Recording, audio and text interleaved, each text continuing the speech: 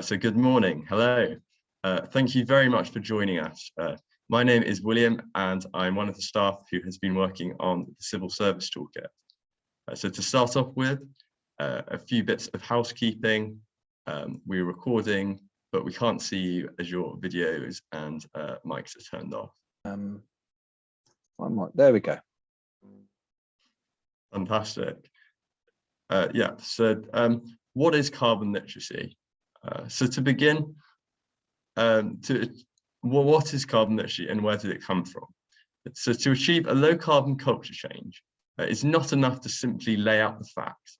You need to explain why it matters and equip people with the tools to act. You need to bring people with you, acting low carbon, buying low carbon, and voting low carbon. And you need the awareness of climate change alongside the commitment to change. And that's how carbon literacy was born. So in the early days, a group of about 30 people came together some years ago now from all walks of life, and they came together to decide what they could do to help others to act really decisively on climate change. And the group ultimately came up with this definition of carbon literacy: an awareness of the carbon costs and impacts of everyday activities. But awareness on its own is not enough.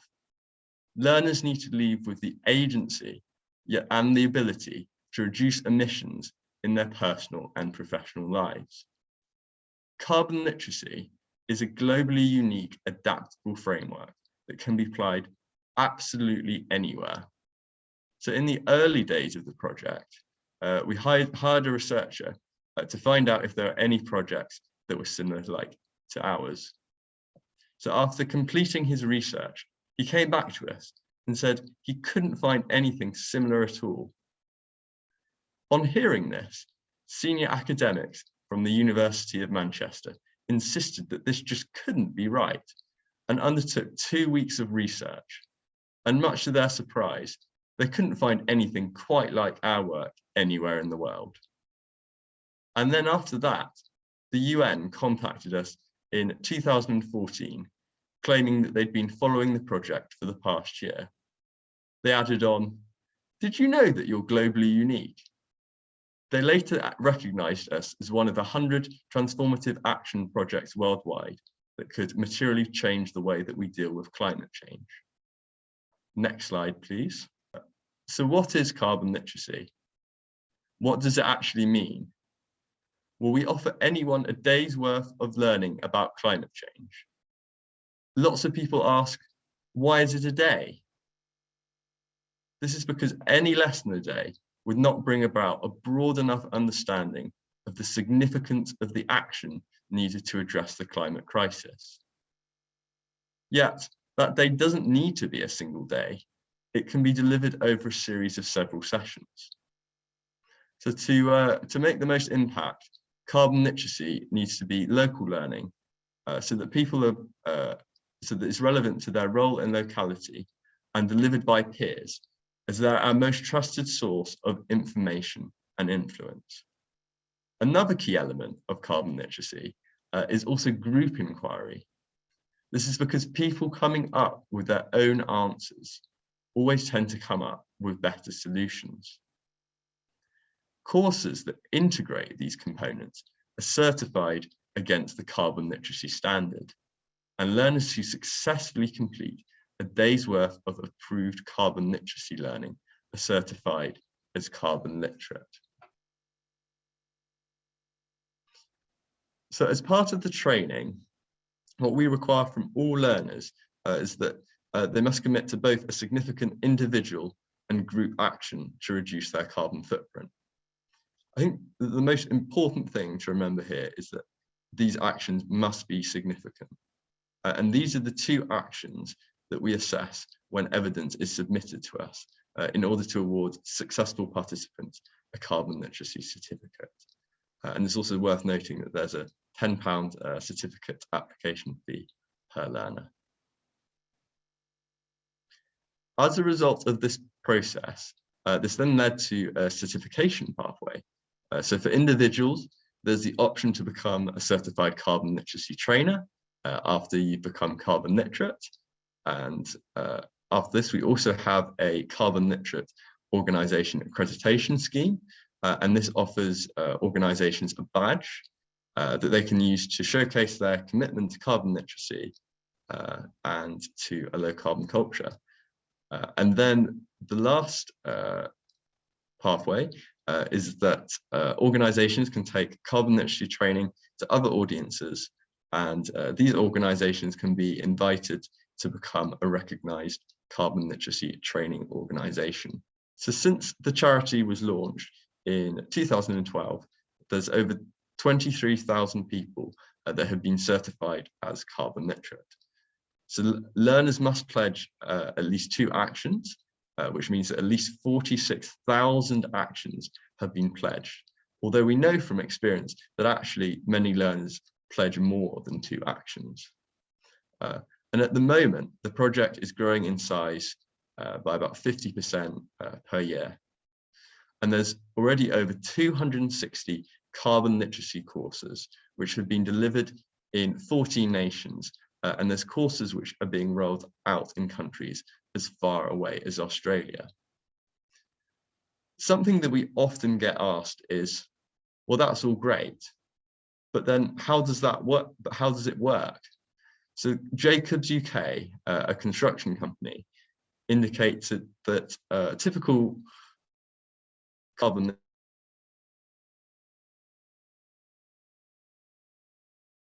Okay, I'll pick up from here until Will comes in.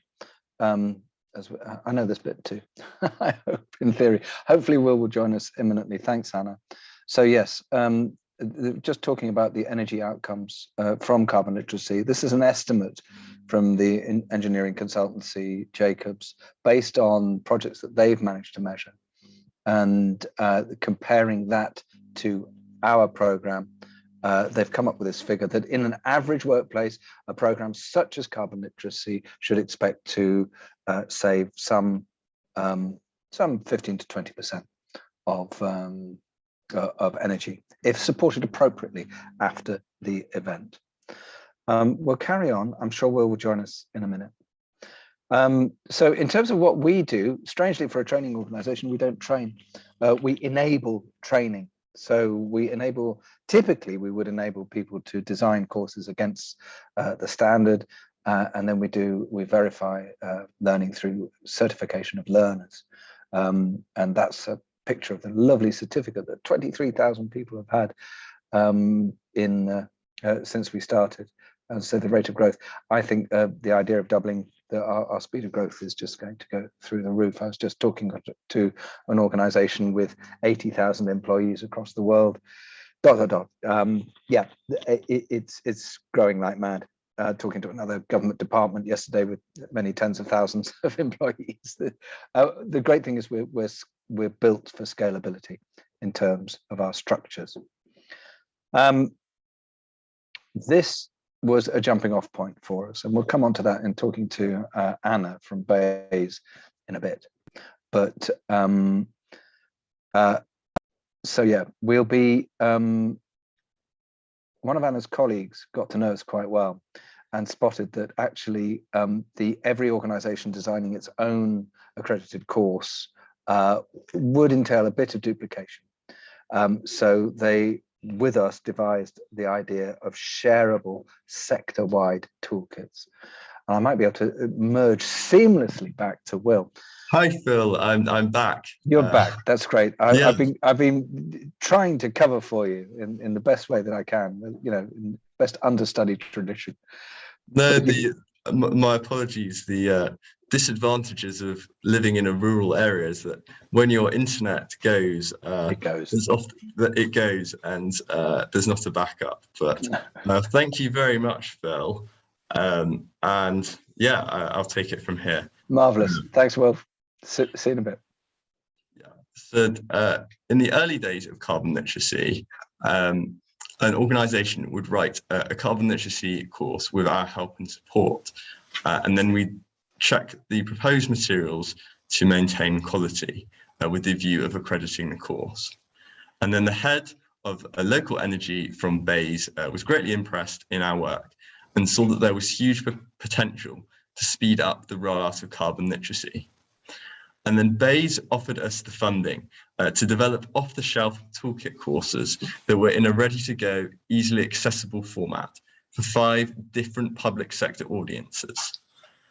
This meant that individuals and organisations within these sectors could come along, pick it up, adapt a few slides, and then use it to deliver a day's worth of carbon literacy training specific to their needs. So these 5 sectors are central government, local authorities, universities, the NHS, and blue light services. So as the toolkit courses are pre-accredited, this helps to eliminate course development, accreditation time, and costs as barriers. So for each toolkit, a panel of organisations from that sector co-create, review, and pilot the materials. So for the purposes of the civil service toolkit,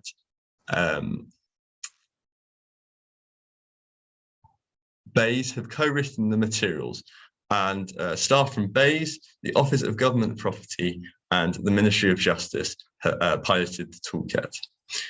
So the public sector toolkits are free to use for organisations in these sectors for the purpose of delivering certified carbon literacy training. So the first toolkit was developed for local authorities, and this was launched in October 2020. Now, over 100 local authorities have requested at least one of the toolkits in this suite. There's now also at least one toolkit available in each of the 5 public sectors, and several of these sectors now have different iterations of the toolkit for specific learning groups, such as leadership and management. And then the success of these toolkits has led to much wider private sector toolkit production, and with the automotive toolkit launching yesterday. So then what's actually in the toolkit? So there's a slide deck, there's activity resources, and the comprehensive trainer manual, and a getting started pack. So it consists of all the resources needed to deliver training. So the materials have been written with Zoom and Microsoft Teams in mind, but they can easily be delivered face-to-face. So they're as close to off the shelf as possible, yet adaptable to meet your needs. So if you wish to adapt the materials beyond the toolkit, that's not a problem, and we just support you through this process. We also have an e-learning package that provides 3 hours of the day's worth of carbon literacy, and we'll be creating a pathway of the toolkit that encompasses this. So the toolkit is really there to provide civil servants with the agency to actively engage with their department's priorities and ambitions, and the motivation to engage in devising and implementing solutions, both in their personal and professional lives. I'll just show you a few slides from the toolkit. So module 1 covers the science and the impacts of climate change in terms of which path we're on now and the difference between action and inaction. Data sources have been carefully selected to represent the scientific consensus and enable learners to make informed decisions. So next, the policy position is covered from an international level right down to your department's policies. So one of the activities in this section provides participants with the opportunity to consider how climate change can be integrated into their day-to-day decision-making, role and policy, and how climate change can be coordinated across the civil service. So we've made the course as interactive as possible to allow space for reflection, group inquiry, and to help participants to share and draw upon each other's insights and experiences. So, yep, looks like we've got the slides back. So if we could just move on to the next one, please, Phil. So then module 4 focuses on the carbon footprint of your department. So this slide is one of a number of several slides within the toolkit, which are designed to be adapted by your government department.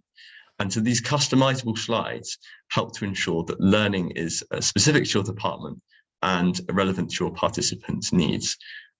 And then, yes, actually, we can move on to the next one now, Phil. Thanks. So in this activity, learners are asked to come up with ideas as to how they can reduce emissions in relation to one of the largest carbon hotspots in their department. And so this activity also provides learners with the opportunity to consider how they can support other government departments in reducing their carbon footprint. So now, all being well, hopefully with far fewer tech issues, I'll now pass over to Phil Corbell, our Director of Advocacy, who just have a little chat with our guests so you can hear what they think of the toolkit. Yeah, there might be less slides, equal propensity for mistakes, I'm afraid. Will, thank you very much for that comprehensive overview. And Will and colleagues are going to be on hand if you wish to push in questions via the Q&A button. That'd be fantastic. And we'll either answer those questions directly, as I've just done, or we could also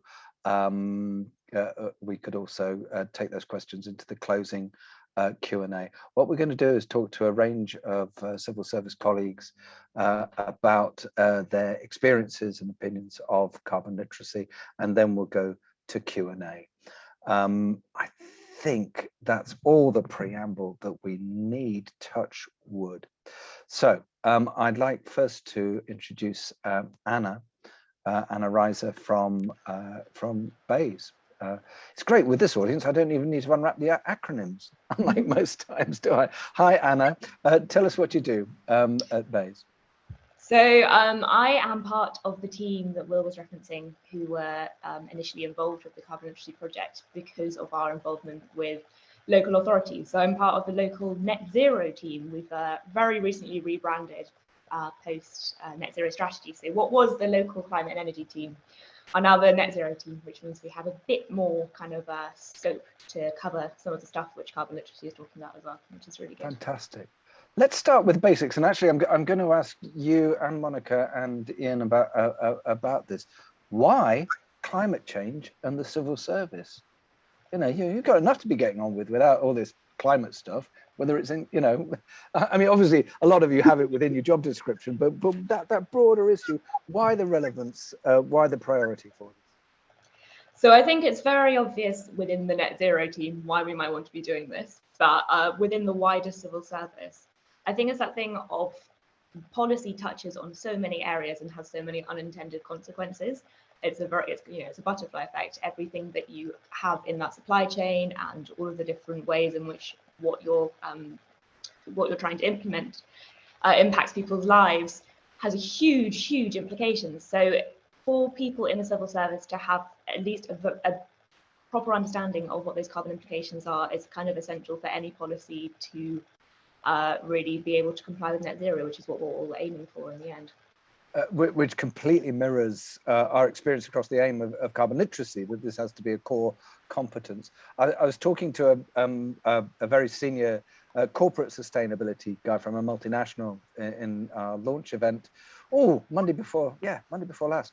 And he was comparing it. He said, oh, it's only the odd decade ago when it was sort of not illegal for having people die in the workplace because there was no health and safety going on, and now this is completely embedded, and of course, you know, there are loads and loads of safeguards against that thing happening now. And he was making the parallel between carbon literacy and the embedding of a health and safety culture within the workplace, that it needs to be that central to things. Indeed, for employers that have brought in carbon literacy at scale, it's now just part of induction.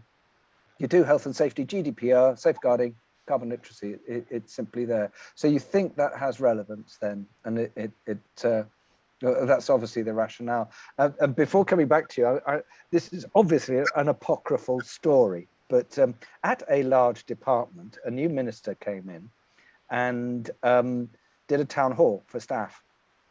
And this minister was very keen to shout carbon literacy as a massive priority for the whole department. And yet there was a question from the floor, well, why are we bothered about climate change then?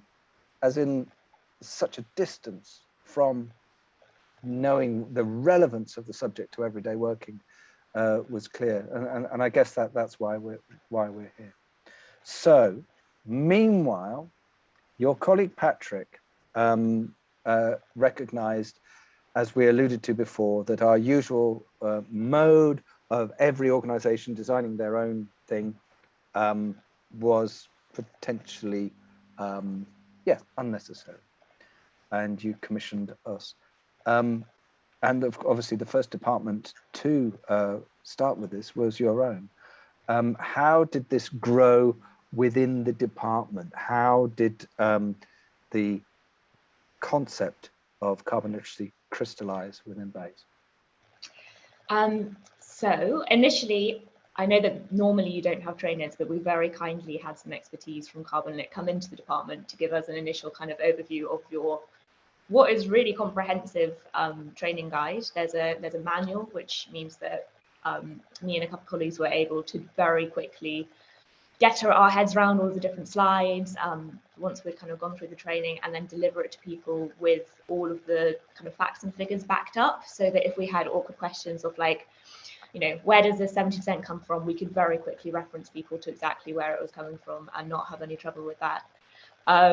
We have a group within BASE called the Green Guardians, who are kind of responsible for corporate greening, and we also have a kind of sustainability strategy. So there's quite a lot of people, as you would imagine, in the department which is responsible for climate change who care a lot about this. So there was no shortage of volunteers to be kind of the first cohort to get trained. And so they're all trained up now, and we are rolling out, that was the pilot, and we're now rolling out trainer sessions and getting them all to train groups of about kind of 12 to 20 people in pairs. So it's a big department. There's over 3,000 people working there. So it's going to take a little while to get the entire department trained, but should aggregate quite quickly. So yeah, really excited for that to happen. What were the main barriers that you faced internally in getting this taken up and get it? Because I don't know if it was an above average time lag, but between the pilots and the evaluation to actually getting the green light to go to substantial rollout, what were the main barriers that were faced? Honestly, it's just because of the size of our workforce, because there's 3,000 people. We wanted to have some admin capacity to accreditate that. So just all of, if that landed on kind of volunteers or kind of one person, say me or another colleague who were working, who it really ought to not be more than kind of 5% of our jobs, it would have taken over all of the policy that we were trying to do. So it was just trying to get somebody who can facilitate that and make sure it all runs smoothly. We also didn't want to kind of train people, get them all excited about it, and then have them kind of forget their training in between delivering it to others. We thought it's much more effective if you are in that headspace, you're very familiar with materials, and you can deliver it quite quickly afterwards. Yeah, so you've really gone for a train the trainer approach. Take your initial group of advocates, the Green Guardians in this case, they come on board. They become familiar with the materials, the methods of delivery. And interestingly, internally, so you had yourselves as initiating the project within BASE and externally, but you also had your internal sustainability and environment folk, Ursula Sparrow and her colleagues involved, and some fantastic people from learning and development as well. So so you had your climate whiz kids, and obviously within BASE you've got an extraordinary breadth of expertise, mind-boggling expertise within the organization on the subject. But then you had the people that were applying it internally and your L&D experts. And I think that, again, bringing those different sections together takes some wrangling, doesn't it? But you could see how those ingredients played in. Is that a fair summary?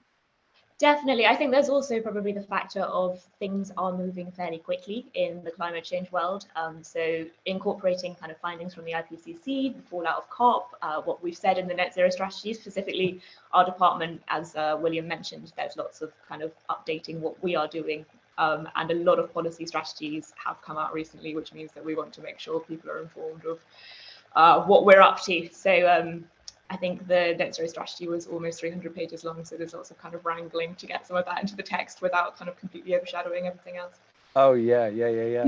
And obviously having to clear all the scientific content to make sure it was absolutely prima, with obviously nationally leading climate experts from the department.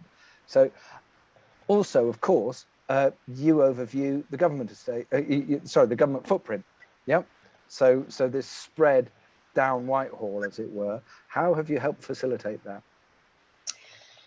So as I mentioned, we have a sustainability strategy which was launched in July, and carbon literacy is actually one of the key components of that within the people section, which means that we are aiming to get all of our staff trained by kind of 2023 at the latest, I believe. So yeah, big challenge because there's a lot of them, but very doable. And I think when we were actually doing the training, it was obviously quite a mix of people. Our department isn't just climate change, it's business and it's infrastructure and it's industry. So people from all over, including, you know, HR or PMOs who this isn't really their bag. And I think within that, we found that people's thinking about their workplace could really very easily be influenced, and they could kind of understand a lot more about what this sustainability strategy was talking about, because of the way that carbon literacy allows you to kind of think about your estates and what goes into them, and, you know, small things like, well, not small things, but people don't necessarily think about their commute as much as they ought to. They don't think about home working and how they're kind of treating that. They don't think about their energy supplier in the way that they ought to. So those simple things which, you know, really ought to be ingrained in us on day one of entering government, we were able to pick up and kind of like make people understand what they're getting at in this sustainability strategy. Fantastic. So, and you've also opened doors to other departments. So when Office of Government Property, for example, came to us and said, hey, what's this carbon literacy thing all about? We said, well, go to Touch Base, they're doing it. I mean, we often, you know, it's all about cascades for us. So that collaboration between departments is absolutely vital as well. So two things to wrap up on this great conversation, Anna. What's the favorite thing that you saw happen in a carbon literacy training session? So I think it was that thing of having people who are absolute experts in the field and people who are coming very fresh to this. And obviously the expertise are really extremely important, but I think having people break that down for people who they didn't necessarily work with on a daily basis, so they're really thinking about what they're saying when they're using language which they probably write in every day, to get to the heart of what it means to be carbon literate. I thought that was really important. And also just people who weren't so familiar with kind of carbon literacy or thinking about carbon, really seeing them realize what the implications of their everyday life are. So, you know, what it means to have a pet, what it means to do all of these things which you don't really think about, I think was really important. And the way that carbon literacy is structured, we did it over 2 days rather than on 1 day, because we just did 2 mornings, and spending a whole day on Zoom is quite tiring sometimes. So we thought that would be a better way to do it. So the end of the first day, you can get a little bit low because you suddenly realize that the world is on fire and we really need to do something about it. So there's a kind of temperature check there, and you can check in with people and make sure they're okay. But then by the end of the last day, it was, you know, people are still taking that on board, but there's hope and there's kind of real enthusiasm for people to get out there and start implementing the pledges that they've done. And I think that's why it's important to have it as a full day of training, because it really does take you on that journey. And yeah, it's been fantastic to see people come along with that. Fantastic. Final words of advice to civil service colleagues interested in carbon literacy. Ooh, do it. Get the pack, get the manual, talk to me, and I'll guide you through it. It's not hard. It can be delivered by everybody, and it's really important. Great. Anna, thanks so much for your time. Do hang on, if you can help with Q&A and the like, that'd be brilliant. Thanks for your contribution so far. So in the way of these things, it's not often we are able to say, well, from London to Zagreb. And if we could Monica, please introduce yourself and tell us about your role within the civil service. Hi, I am Monica Suknaic. I am Croatian, working at the British Embassy in Zagreb as projects officer. And Phil, do you want me to tell the audience how we met and how we actually? So there you were. You thought you had, you know, you were just a project exactly, so just a project officer. but then suddenly these two words popped up on an email or something. Carbon literacy. Tell us that story. So in the end of last year, we ran a call for bids for climate projects in Croatia, and the organization we decided to fund is called the organization Tata Vaka, and they proposed us a series of activities that involved climate education. And that's when we heard of the carbon literacy project, because they were using the carbon literacy model to educate secondary school children in Croatia. And at the end of their project, they organized a webinar that Phil participated in, and I very happily participated in, and that's how the two of us met, and then the story was taken forward. So the program was part of the run-up to COP, of course. And through that program, the embassy initiated carbon literacy in Croatia, which is already spreading out in the way that it does. But it was almost a throwaway comment. I think after the webinar, I went, well, do you want to be the world's first carbon literate embassy? And I remember it now, you just went, yeah. Or you said, well, yeah, I'm summarizing somewhat. But why did the idea of a carbon literate embassy appeal to you? Well, I think because obviously the UK government is leading on many policies around the world in the run-up to COP, and not only in the run-up to COP, and because the British Embassy is a representative of British government in Croatia, and because we did so many climate projects in preparation to COP, I thought it would be fantastic to also lead by example, learn more, not only about the science of climate change, but also on what every organization can do to do our part. And I just thought it would be a fantastic idea to do something like that. So you had to take this upstairs. Now, this is often the case with carbon literacy, that we find an advocate for the issue or indeed for carbon literacy. What sort of reaction did you get going in to say, hey guys, we've got this idea? But how did your colleagues react?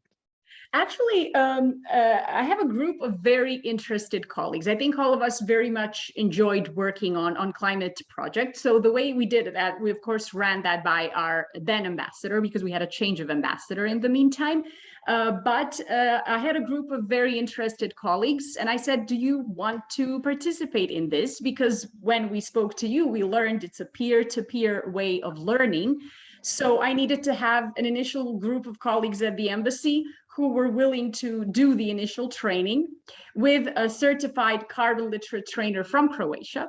So we did our training in July, 8 of us from the embassy, and then all of those colleagues committed to then share the knowledge with the rest of the colleagues from the embassy.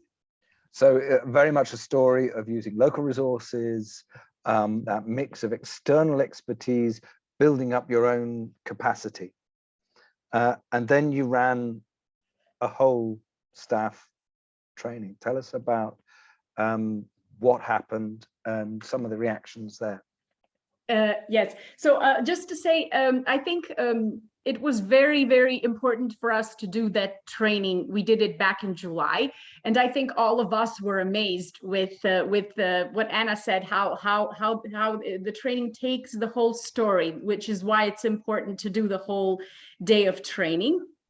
And then we were a bit worried how we would share that knowledge with others, because we were not experts, but we had the toolkit, and we kind of divided it among ourselves, and took a leap of faith and did it with colleagues from the embassy in person. We did it in October, and it was fascinating because you had the ambassador and you had the embassy driver, and you had a representative of embassy corporate services, and you had a trade colleague. So people doing completely different things, taking part in the same training. At the beginning of the training, listening about the signs, thinking, oh my God, this is horrible. There's nothing we can do. But then the story takes you forward. And by the end of the day, you have people working in groups, thinking of actual solutions. And I think that's the fantastic part of this training. I think you've just absolutely nailed it down there, that this lands for everybody. And again, it comes back to this notion of carbon literacy as a core competence. Someone else called it a passport to work. You used the toolkit. How did that? So it has to be said, this grew out of, there's a brilliant French originated system called Climate Fresque, which was utilized in the original carbon literacy in Croatia and part of your training. And then you adapted the toolkit to your own purposes with that influence. That adaptation process, how was that for you? And how useful was the toolkit? Oh, the toolkit was crucial because it kind of guides you every step of the way, and then so you have the presentation, you have the toolkit, you have constant communication with Carbon Literacy Trust. So you come to a slide and then you think, okay, we need to adapt this to our organization. Okay, we need to adapt this to include some information which is valid for Croatia.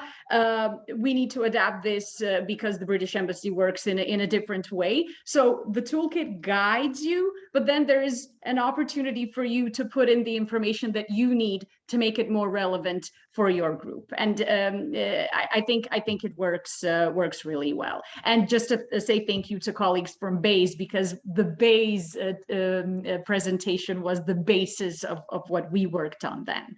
So the potential for this cascade is illustrated there. Next steps, you've trained the boss and all your staff, and you've got a Central European network of embassies who are going to be trained in December. So it's already cascading out, but you have a particular vision for how carbon literate embassies can function and what they can do with this competence. So yes, as you said, we will do the online training for our colleagues from the Central Europe, from the British embassies of the Central Europe in a few weeks' time. But our idea is also to then share this knowledge with other diplomatic missions in Zagreb, and also to try and get colleagues from other British embassies to do the same in their own countries. We are telling the carbon literacy story wherever we can. So the idea is to also do it with some organizations in Croatia. And we also have a Croatian NGO that is also dealing with climate, that is interested in doing the carbon literacy education as well. So I think we're having a meeting with them next week to see whether we could organize something with them and possibly with a group of interested NGOs. So as a conduit into other nations, into the nations where you're based. And the other thing to emphasize, once that's going on, and this is absolutely replicable with government departments, yes, you want to get the extraordinary influence that you have and the stakeholder networks. This is a resource and a capacity building tool that can roll into those networks and stakeholders as well, and some of our shared resources. So yesterday we launched our first private sector toolkit for automotive retail. So with a little bit of translation, if anyone's flogging cars in Zagreb, they in theory should be able to use this stuff that we've grown in the UK. So I hope that this can grow and grow. There's so much more in this story, Monica, but I'm trying to squeeze everyone in and get some time in. Thank you very much for the questions that have come in as well. Monica, thanks so much for your support and enthusiasm. Good luck with the training in December, and we'll keep telling the story here as well. So thank you very much indeed. Thank you. So this has to be a thing that everyone uses, and we're a small charity. Last time I looked, I think we've got about 18 full-time equivalents on the payroll, but it's our network, our community of practice, our family, as someone put it, that actually energizes this. And it's all about how we catalyze and spread this out as a jumping off point into other places. So crucial to this mission in the civil service are the Collective for Climate Action. I'd like to talk to a couple of folk about that and different perspectives on their view on climate in the civil service and how carbon literacy can help. So first, Ian, if you could join us, that'd be fantastic. So Ian, very good of you to join us. You lead on education for the collective. Am I right in that? Is that a good description? Yeah, I'm the kind of co-lead for the education working group, and I'm one of the coordinators. So yeah, basically, you're doing our job for us in many ways. So can we it's quote you on great that? to have such an amazing resource out there that's being rolled out so comprehensively throughout the public sector and private sector. Yeah, I mean, there's obviously more to it than what you guys talk about and what your training has, but it's an incredible foundation for people to really, use us to really understand the changing landscape that we're presented with as it changes as well. There's a culture shift thing as well in here. I'm making the presumption that everyone involved in this webinar is on board with the climate agenda, but I think we'd all recognize that moment when the penny drops. And it's not an entirely pleasant experience, speaking personally, because of the grim scenarios around inaction, etc., and the challenges we face to put that right. But inducing that penny drop and then empowering people to do their best about the subject. How crucial is that to the mix and your mission in the collective? Yeah, it's imperative. I mean, that as you said, that penny drop moment, really understanding the scale and magnitude, like the magnitude and the severity of the impacts of climate change is really important. And it can be quite a crushing realization. I've just started doing the Environment Agency online version of your training. I'm kind of envious of people who are having the full version now. I don't know whether I'd like to feel that crushing realization again. I think I've got it with me most of the time. But yeah, it's I think that's a really important place to start. And obviously then building the solutions, it gives you that drive to think, actually, not only can we do something about this, we actually, it's imperative that we need to do something about it. And there's something really important that carbon literacy training does. It gives by getting it into organizations, like we've got it in our performance plans, the Environment Agency, for example, and I think that's what's happening in all the organizations that it's being rolled out in. It gives legitimacy to people to talk about this, to think about it, to question about it, also it gives them, they've been given time in their working day at some point to really understand what the issue is and how it fits into their lives and the work that they do in their home life as well. And alongside colleagues as well. Yeah. Even with as I understand it, the Environment Agency, by the way, folks, if you didn't know, the Environment Agency are training everyone there in 2 years.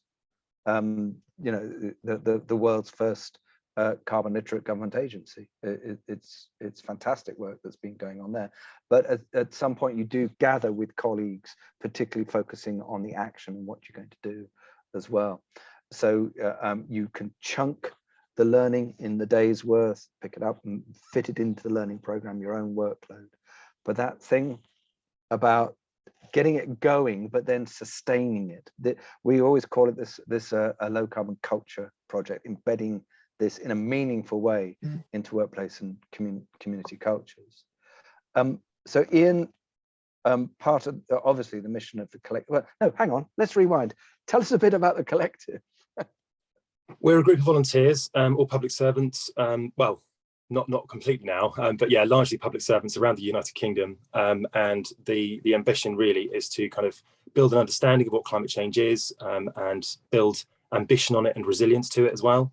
We do provide different educational resources to yourself as well, like doing interactive sessions, like talks and the like.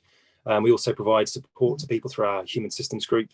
They provide well-being sessions where people can talk about, or climate cafes where people can talk about how they feel, about the darker, harder side of climate change, when they're not thinking about the solutions and they're thinking about, the scale of the issue. And we also have like just talking events like every week where everyone can just have a conversation about what's going on with climate. But one of the things that we really want people to do is feel like everyone has a place. So it doesn't matter whether you're working on climate as a professional, whether you're doing it as an individual at home or at work, whether it's got anything to do with work or not. You know, we understand, and your training obviously really highlights that climate change is an incredibly expansive issue, and it reaches into every corner of our lives. So whether you're doing something in your community and you want to share that in our community, then, you know, we welcome that. And if you're doing something at work that you want to ask questions on or get answers on, or help others with, then we provide, you know, a platform for that. And that platform is the Cross-Government Climate Hub.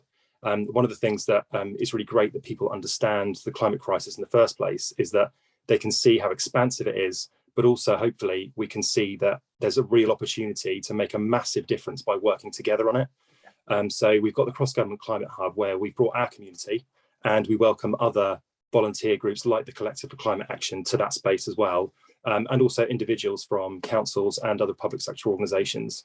And in that space, we want it to be, or it's growing like a kind of innovation centre that universities run. So we want people to have the conversations they're having already, but just have them in the same space as, you know, over 1,000 other public sector employees, and be able to connect with them really easily and find ways to work in partnership with each other and do stuff like this kind of learning is it's really important that everyone knows about what you're doing, just so that they know where to go to get a reliable, harmonized approach to understanding climate change, and they won't have to rebuild it from scratch. So we've found many opportunities for that over the last couple of years of being around to just share things that have already been done already. I think that's really important. Ian, I need to close our conversation in order to bring in your colleague Heather, if I may. So Ian, thanks for your contribution. But if we can go over to Heather now. Heather, you're also involved in the collective. What do you do with the collective? So I am kind of a partner, so working local authority. So I came along and I met Ian, who kind of brought me along to kind of see what change I could bring. So as part of that, I use a platform to create a safe space for council members. So in the last, what would it be, about 14 months, we've had 140 councils join and over 250 people join. So it shows you kind of one action of one person can snowball into many others. And I would say that kind of started with carbon literacy, because I did that about 2.5 years ago. And it was one of my and it should be noted, even as we speak, we're launching or illustrating the local authority kit. Other colleagues are doing that as well. So if someone's watching this and they want to, they get it, how do you get an organization to take it up, do you think? And what are the opportunities and barriers that need to be addressed? I think to try and take it up is actually trying to create change in where there's pockets where you know that you've got someone that's interested in climate, and maybe they're kind of one of the leaders, and you kind of get a kind of emotion going. And I don't mean in a bad way, you just talk about it to the point where people feel open and engaged. So one of mine was I had environmental training, which I know not everybody does, but or an employee forum. I saw one of the guys that just said, go and talk to it at the employee forum. And that ended up taking the momentum needed, because it was somebody not in climate change. It was somebody that wasn't in it. And I think that's the big thing, is utilising where you see somebody else talking about it to kind of raise awareness to your line manager, your boss, you know, another colleague. And that brings the momentum of, we need carbon literacy. And with the toolkit base has, you know, I didn't have that 2.5 years ago, and it's an amazing toolkit that, you know, I heard with the what's been talked about before, you know, you can adapt it to what you want. So, you know, we made it very local, so, you know, people could adapt to it because it kind of hit home, as well as the outer scientific what is happening there. So yeah. I think it's very much taken by individuals to make a bigger momentum, and sometimes playing one off the other, going, oh, they're doing it, can we do it? Very smart, very smart. I like that. But a crucial theme that you've alluded to there, Heather, is getting it out of the climate bubble. Yeah, and we recognise each other, having got the bug, so to speak, and it's how we bridge that into the core thing about relevance and agency, and how we get that across, and carbon literacy could be a tool to do that. Another question, that a barrier I often come up against, certainly working alongside other advocates in other organizations, is the day's worth. You know, line managers going, a day away from the job? How do we, you know, obviously it does need a day. This is a huge thing with massive ramifications, and, you know, we get it. How do you get that message across, do you think? Well, I think you probably know, Phil, I had that straight ahead. It was, we can't give a day for everybody. So we ended up giving an hour, and now we have a full day. So it's one of those where I think I think carbon literacy knew my pain, because I really want to be carbon literate. So what we did was we gave an hour, which of course is not enough, and it was interesting to get the feedback, which was people felt less like there was a gap in their knowledge. So even though I got like tens of "we love the course," at the end of it said, "How much do you feel you've learned?" And it was all minus, because it said, "I don't really understand, you know, I could do more, but it's not enough to understand what to do." And it was really good because we put it in the management to the CEO, and he was like, "Oh, so we do need a full day." Yeah. So I think that absolutely is a common experience. So thanks, Heather. Thanks, Ian. We've got the connections to the hub and the collective. I'd like to use the rest of the time now to pick up on if there are any other questions. We are running officially for another 5 minutes, but we've had some fantastic questions. If you've seen, I hope they've been if they've been answered well on the Q&A. Do you want to go back on any of these things? I thought Sam's comment about the role of colonial. This is my second webinar of the day, and I've lost the power of speaking. Colonialism. You can adapt and bring this in. One of the values embedded in the carbon literacy standard is equity, about equitable solutions for climate. I think that's absolutely crucial, especially through the lens of public speaking, public service, even. And if you've not, I mean, a core resource, if you've not come across this before, on TED Countdown, the MP David Lammy has done the most amazing TED Countdown video on the overlap between racial justice and climate justice. Absolutely superb. So yeah, it has a degree of adaptability. William, you've been looking at some of the questions. Any other comments from you? No, but what I'll leave you with is that so the best way to get started is for a core group of staff to go on the carbon literacy course, and then for them to become certified as carbon literate. And then you can then roll out training throughout your department. I'll also just add that although the toolkit hasn't yet been officially released, you're more than welcome to start delivering training as soon as you're ready. And the best way to get in touch and to get the ball rolling is to email gov@carbonliteracy.com, where we can arrange a chat, go through any questions that you may have before sending you the toolkit. There's also lots and lots of information on our website, www.carbonliteracy.com, and we'll be having an official launch event for the toolkit, hopefully in either December or early next year.